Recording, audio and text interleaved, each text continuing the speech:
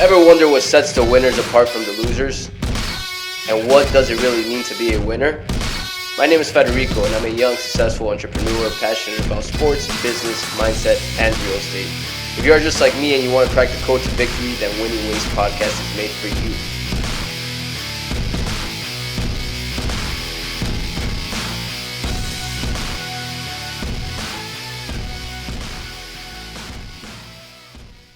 Yo, welcome back to Winning Ways with Fred. My name is Federico and I am your host. Guys, today is a heavy note-taking day. I have Dr. Sean Pastuch here for you guys. I'm going to teach you guys a lot today. But first and foremost, please share the show if you find it valuable. We're not going to run ads on this show ever. Even when we become a top 3 show, they'll be grown through word of mouth. So without further ado, Dr. Sean, how are you, man? I'm good. Thank you, Federico. Thank you, man. Thank you for taking the time to be on the show. So let's start off with your business. And we were talking about it prior to the show. Walk us through what you're doing in helping people reclaim their lives. I'll give you the really quick version. Okay. And then if you want to hear more, you can ask further questions about it. Totally. I've owned gyms for 8 years, and I've been a personal trainer now for 17. And I was a licensed chiropractor for almost a decade. What I saw more and more was people who would come into my clinic who would never walk into my gym, and people who would walk into my gym who would rather not be in my clinic. And what it allowed me to see is that there's a world of people who fall somewhere between fitness and healthcare, who need help that neither of those two industries provide. I'll give you examples. People who are still working out around whatever it is, the old shoulder injury, the old back injury, the old knee injury, working out around it. People who've been told by their physical therapist to ease back into it. What does that mean? People who are diabetic, type 2 diabetic, who don't feel confident enough to walk into a gym and whose problem isn't their macros. It's what led them to choose the foods that threw their macros off. And everyone in the fitness and healthcare industries are just pointing to eat better foods and you'll be okay. And they're like, yeah, I know. That's the audience of people who we help. It's the audience of people who we teach coaches to help. It's the audience of people who we help gym owners convert their entire gym model to help. That's great, man. And I want to touch on that, right? So these people that you're helping, once you bring them on to your mentorship and help them out, what's the first processes you go for to help them out reclaim their life? So you're talking about the end user, the person who's dealing with whatever it is, who needs help from Yes. a professional. Yes. Mindset. So what we do to formalize it, to codify the order in which we provide support, it's education, exercise, mentorship. Okay. In that order. I'll give you an example, Federico, that I think will be really simple for you to put yourself in the seat of a client of ours. Okay. You look like somebody who grew up playing some sports, yes? Yes. Soccer. Okay. Soccer. Perfect. So I imagine that there were times in your life when you were playing soccer and your body didn't feel incredible. Yes, multiple times. Okay. I imagine you know people now in your life who never played sports growing up. Yeah. Okay. If you were walking with them on the sidewalk and simultaneously you guys tripped over a crack in the sidewalk and fell down, do you think the two of you respond to the way that your body impacts the floor the same, or do you? No what's way. The difference? No what's way. The difference? I'm more reflexive. I have better. I react. I would assume I would react quicker and better to the fall, and probably not fall all the way through. Probably fall on my hands. And how do you think you would respond to having a little bit of blood on your hands as compared to them? Love, you said? Blood on your hands? I would throw it off and keep going. And what do you think the likelihood is of somebody else who's never played sports, who's never scratched themselves or hurt themselves? They dwell on it. They probably sit down, dwell on it, say they're bleeding. So the first thing that we teach somebody is, what is pain? Because we've all said good pain, bad, like, oh, that hurts good when the massage therapist works on you. Yeah. Well, what's good pain? What's bad pain? How do we know the difference?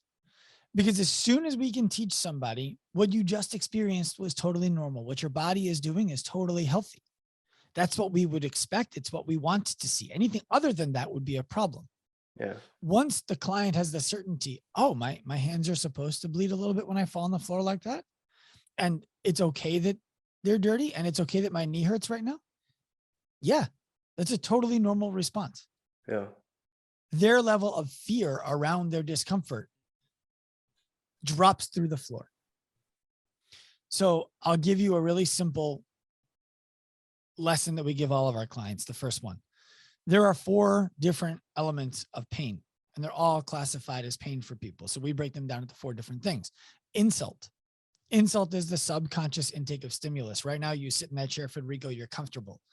I imagine between now and the end of this podcast, you're going to move, to change position. Yeah. The moment that you change position, subconscious stimulus became conscious and you're uncomfortable. So you change. Discomfort or irritation drives adaptation. You adapt, you change the way you sit in that chair. Okay.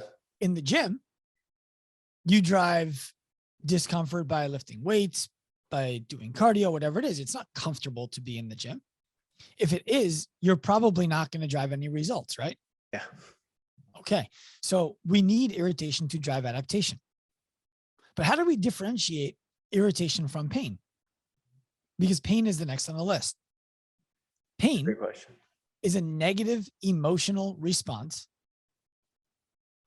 caused by irritation and amplified by uncertainty. Okay. So what that means is the less clear you are on the reason why you're feeling what you're feeling, how long it's going to last, what it means, the more it hurts. Okay. You've probably So the more you focus on that, the more it's going to hurt and the more it amplifies. The more uncertainty you have around what's going on, Yeah. the more it hurts. Okay. The more someone would say on a scale of 1 to 10, how bad is it? The more clear they are, the more experience they have with that kind of discomfort, the lower that number is. Okay. So for example, have you ever had that's just a better way. If right now, as we were talking, you started to get searing pain behind your left eye, you started to see colors, your head was hurting so bad, it felt like there was an ice pick in your head. How would you respond to that? Would you be like, let's finish the interview, it's not a big deal? Or would you be like, there might be something going on that's significantly wrong with me? Depends how big the pain is, right? I would try to push through it at first. If I really can't, and I'm starting to feel like I can't, I'm not even concentrating on the conversation, then I will tell you if we could pause it and resume it. And now you're probably thinking about, do I go to a doctor? What do I do? Someone who suffers from migraines, that's a Tuesday. Yeah. So for them, they're not panicking over that. They're not getting nervous about that. They know what it is. It sucks. They're going to deal with it and go on with their day. Yeah. To someone without the certainty, that's a huge problem. They're going to the doctor. They're taking medication. Now, when does pain become injury? Injury is the decision that I can't. So insult is subconscious intake of stimulus. Irritation, which we need to drive adaptation, is the conscious intake of stimulus. I felt that. Pain is the negative emotional response tied to irritation and amplified by uncertainty. It's uncomfortable. Yeah. I know what it is, not a big deal. It's uncomfortable. I don't know what it is, bigger deal. Injury is, I can't. I need to stop because of that pain. That's a decision. The next thing we teach people is, how do you know if the pain that you're experiencing is causing a problem or not? Okay. Scale of 1 to 10. If it's a 4 or less, we advise to continue. Okay. If it's getting worse throughout the day or from rep to rep, stop. If it's getting better throughout the day or from rep to rep, continue. Rest is not going to help you if activity is what's making you better. Yeah.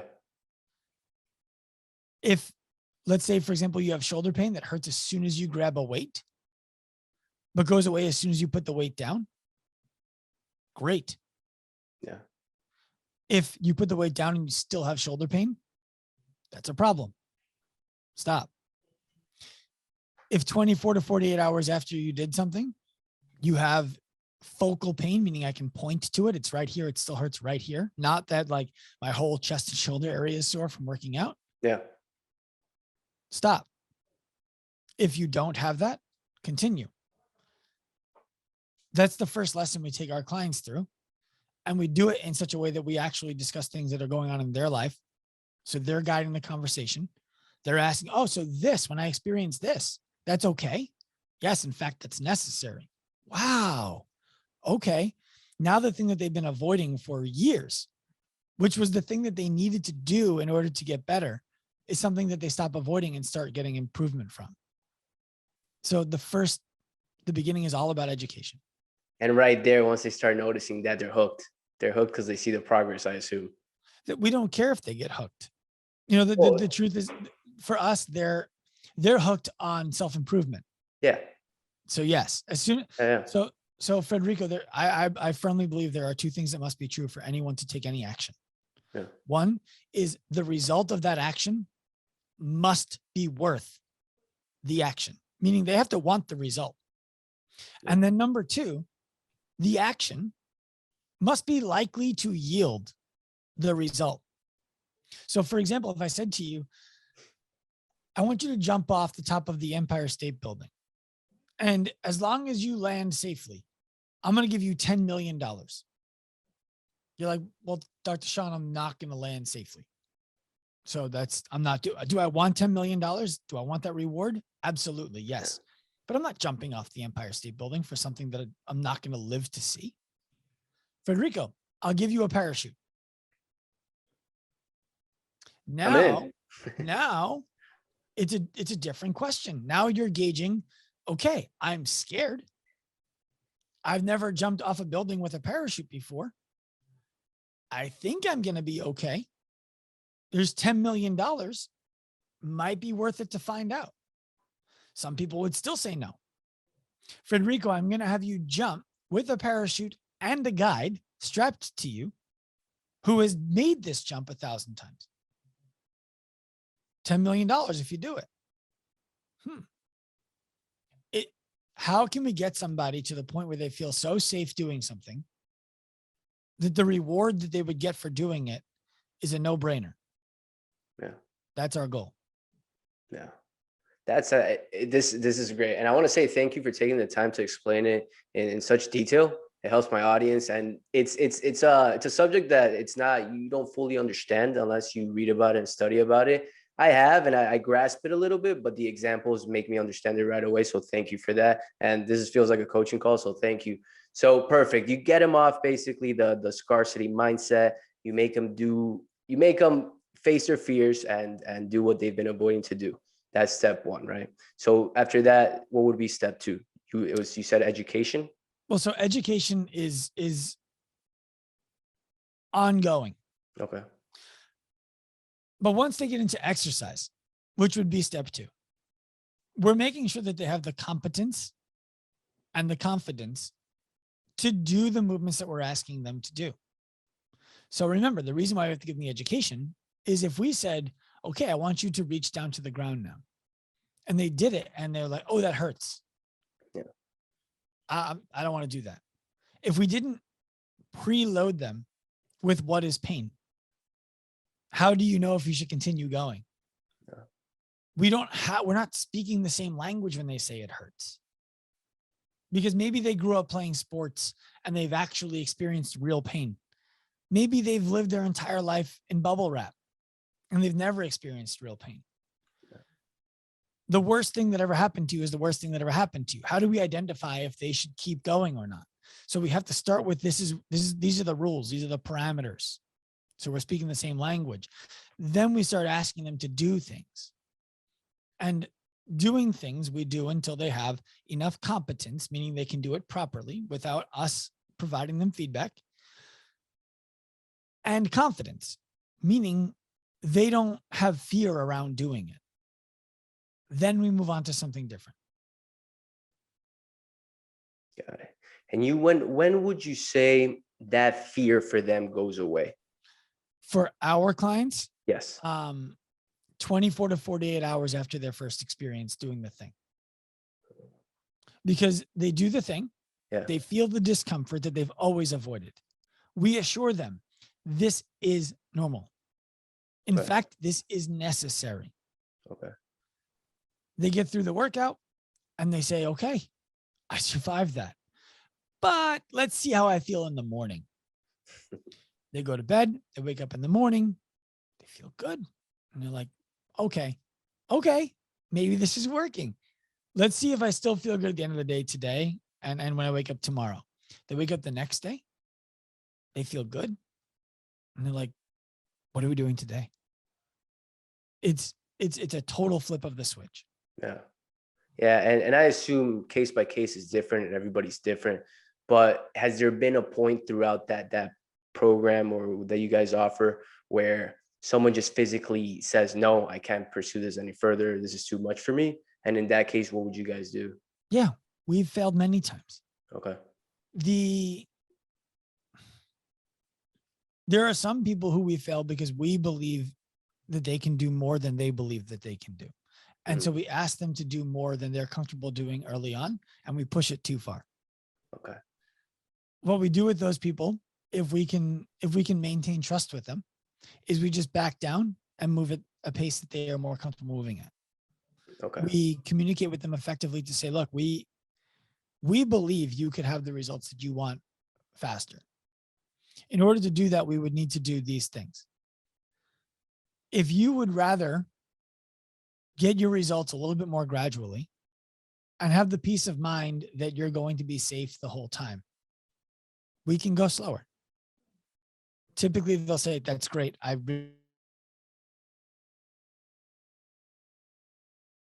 No problem. So in that case, we'll go all the way back to what we call desensitization training. So let's say, for example, we wanted you to press a dumbbell overhead and it was 20 pounds. Yeah. And you're like, just grabbing it is scary for me. Great. Let's just do no weight at all. Take your shoe off, press it over your head. So you get used to holding something in your hand. You desensitize the idea of, I'm going to be holding an object. I'm going to press it over my head. Move through that range of motion. Great. Was that good? Yes. Awesome. Go grab a can of soup. And this might be the next workout, like not even the same day. Okay. Press that over your head because it's not a weight. They don't associate it with a weight. Then we can move to something like, another item in the kitchen. Do you have a gallon of water? Yeah. Grab it by the handle, press it over the head. Awesome. Would you put that on a scale? Let us know what it weighs. We know a gallon of water weighs 8 pounds. Yeah. 8 pounds. Great. Next week, we're going to try to use a 10-pound dumbbell. Cool. Yeah, that works. And now we're into actually helping this person because we met them where they were.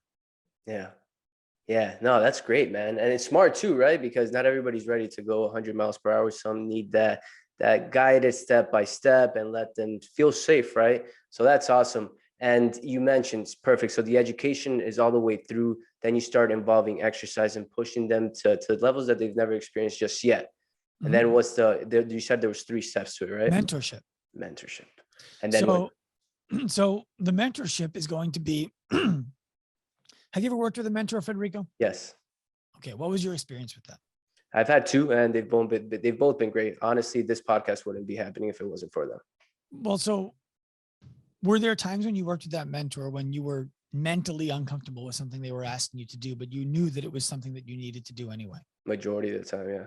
Were there ever instances in which they allowed you to fail at something that they could have taught you how to do instead of letting you fail? Yeah. But they knew you needed to fail so that you could learn how not to in the future. Yeah, that happened. That's what we do. And so we don't believe our clients are actually in the clear until they've had a setback and recovered from it. Okay. And so we don't want them to have a setback, but we need them to have a setback. And when that happens, which is inevitable, we're there for them in such a way that we believe in them and their results so intensely that they're forced to believe in themselves. And we educate them on, this is what happened. This is why it happened. You did a great job recovering in this way. How much more confidence do you have around that kind of a thing happening now than you had before? Incredible. Incredible. And that's obviously a really simple example. Our team is so good at communicating with clients that sometimes it's stop talking, take 10 deep breaths before we even start this conversation. And then the client will take 10 deep breaths. And then they'll say, okay, so, and they're like, nope, you're not ready yet. Let's take 10 more. And these are the kinds of things that our staff are trained to do. And then they will educate the client on, why did we just do that? Where else is this popping up in your life? What do you do when that happens? Because our belief is that we can't make you physically better unless we make you a better person too. Okay. That makes sense. Let me ask you this, because this is a cool process that you guys have going on, and I could tell you guys help hundreds of thousands of people, right? What got you into doing this? Because you mentioned earlier you were a doctor first, and then you built this business. What got you to do this? It was an obvious hole. So, for example, I got to a point in my career where I was really down on the idea that every patient who would come in would ask the same two questions in their own words. What they were asking is, how long is this going to take and how much is it going to cost? The other way to ask that question is, hey, when can I stop coming and how little can I spend on this? And when your livelihood is built on people coming in and you want to be in a jovial and happy environment, it sucks. It really sucks. So what I started doing was answering that question in a way that they wanted it to be answered. Instead of answering it with it depends. I built an exam that was 3 days long, where patients actually started flying out for this exam to my clinic. I had patients fly from Australia, to New York, from Finland, from Spain, from the Cayman Islands, from California, from Nevada, you name it, people were coming. They would get a hotel and fly out and stay with us for 3 days and evaluate for 2 hours a day. And then we would send them home with a plan that they were going to follow, that we were going to hold them accountable to following, that we were going to progress for them over time. And they loved it. They loved it. And this is back in late 2013, early 2014. So I was still doing this on Google spreadsheets. There was no program for people to deliver exercise to. They just would refer and refer and refer and refer and refer. That's awesome. And so what happened was, over time, myself and my partner at the time were able to help about 10,000 people from around the world. And those people's coaches started asking, why is my client working with you instead of asking me for this? So we hosted and really the answer was, you don't know how to do it. So we hosted a seminar and I thought nobody would show up. So I announced this seminar on Instagram. At the time, I think I had like 4,000, or our account had like 4,000 followers. And I announced that we were hosting an event to teach people how to do the assessments that we were doing with our clients. It was by application only. And the reason why I did that was I figured if 8 people applied, I could tell 8 people the truth. You were the only good applications I got. So I went to bed and, I hit refresh like 7 times. Yeah. Nobody had applied. I'm like, ah. So I'm like, I can delete the post tomorrow if nobody applies, but whatever, we'll see. Hopefully, if not enough people apply, we'll just cancel it. Yeah. I woke up in the morning to over 120 applications. Let's go. And I'm like, oh, we only have room for 60 people in the room. We thought it was 40, but we're like, we can spread it to 60. So I invited the 60 people who I thought were the best fits to come. All 60 of them, actually 59 out of 60. Bobby Tran said no. He was having a baby. But the next person in backfilled his spot. We had people from 22 different states and 5 different countries fly out to our clinic to come to our seminar that we had never put on before. People left that seminar and told us that it basically changed everything about the way that they saw coaching clients. And they asked for more. So we built an online extension of the seminar that was 13 weeks long. We taught them how to write the program design, taught them how to progress the client. And when people started doing that, we included in some business skills. They started making real money. $80,000 to $100,000 a year is what people were making taking that 13-week course. Then we realized that 13-week course isn't anywhere near good enough. And now that 13-week course represents 8% of the education that we provide to what we call an active life professional over the course of 13 months. Yeah. So 3 months of education now is 8% of 13 months of education, because it's more per minute and more minutes. Yeah. Gym owners started saying, how is this coach in my gym making $100,000 and this coach in my gym making $18,000 this year? How do I get more of my coaches to do that? So we started educating gym owners on how to build facilities that could attract and employ that level of a coach, who could attract and service the kind of client who was prepared to spend that kind of money for help. And that's where we are now. That's a great story, man, because you lit up telling that story, by the way, especially that part. It's funny because this was what you said, 2013, when you guys the seminar that we ran was 2017. I started treating patients in this way in 2013. 2017, and you remember to the dot who missed it, who was the 60th person that didn't come in. And you could tell that was such an important phase in your business, because it probably made you realize, okay, I could build a business out of this and grow this. And it's helping people clearly if more and more people are coming just from referrals. Yeah. And 2 years later, Bobby Tran signed up to be one of those gym owners. Yeah. Recruit those staff. And Bobby would be the first to tell you, he had worked with a lot of other companies before he worked with us. Yeah. And we helped him more than double his gym. Nice. In about a year. And he's doing well. Bobby probably regretted not being there 2 years earlier. You know what? It was probably better off, because we were not polished 2 years earlier. Okay. And so you started off that business. You went from doctor to starting off a business to basically starting off a business entrepreneurial game. And now you're starting to scale. Do you use ideally the same processes that you help your clients? I know they're not exactly the same, but do you in a way use them to help you scale your business right now? Of course.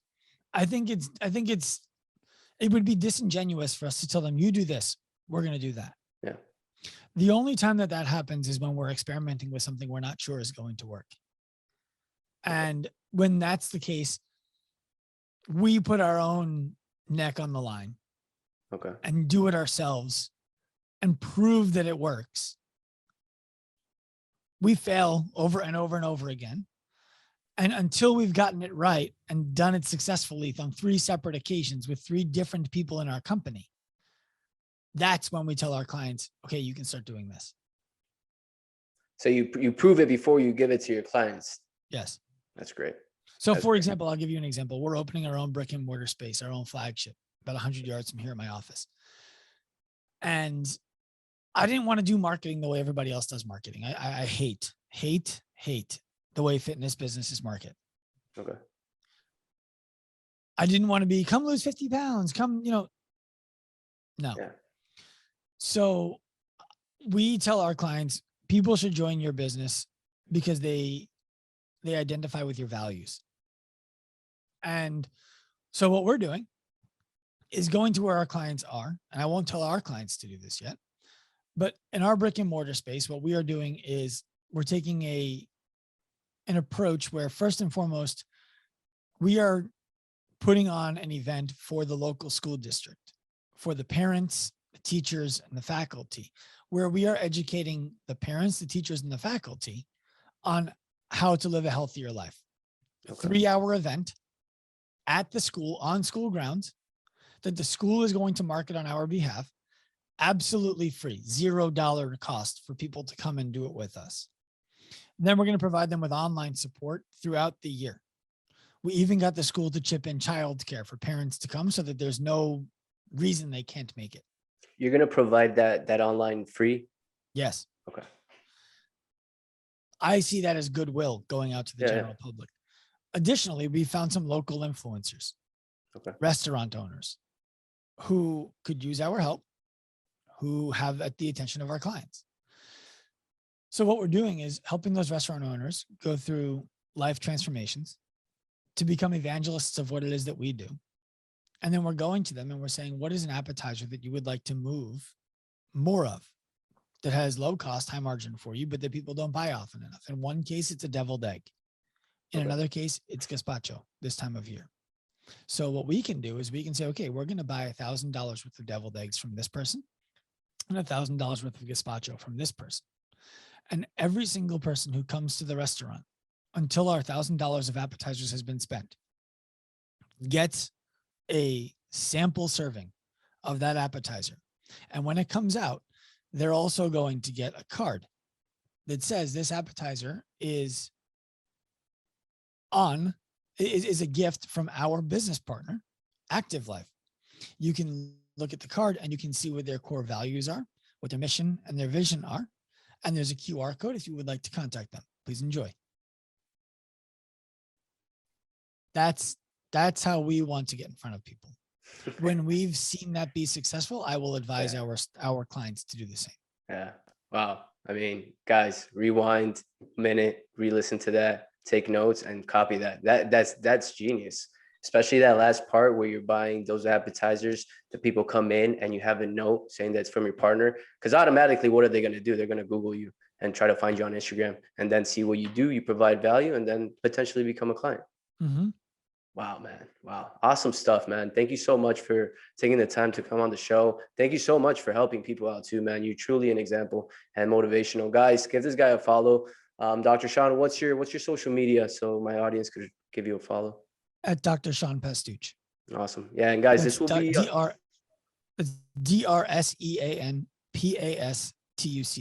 Yeah, and this will be on the notes. So will be his page of his business and everything.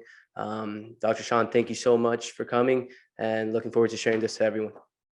My pleasure. Ever wonder what sets the winners apart from the losers? And what does it really mean to be a winner? My name is Federico, and I'm a young, successful entrepreneur passionate about sports, business, mindset, and real estate. If you are just like me and you want to crack the code to victory, then Winning Ways Podcast is made for you.